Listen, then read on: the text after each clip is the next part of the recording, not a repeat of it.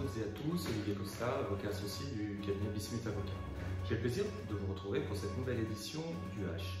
Cette semaine, nous allons tenter de délivrer un message d'optimisme tout en étant légèrement teinté d'anticipation et de prudence.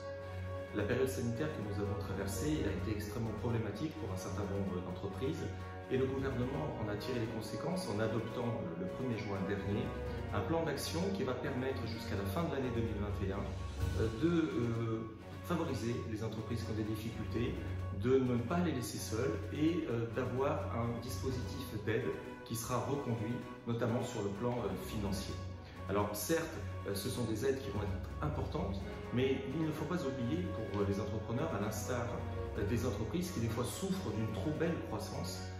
que ces dispositifs doivent être accompagnés d'une réflexion beaucoup plus globale, notamment en ce qui concerne l'innovation,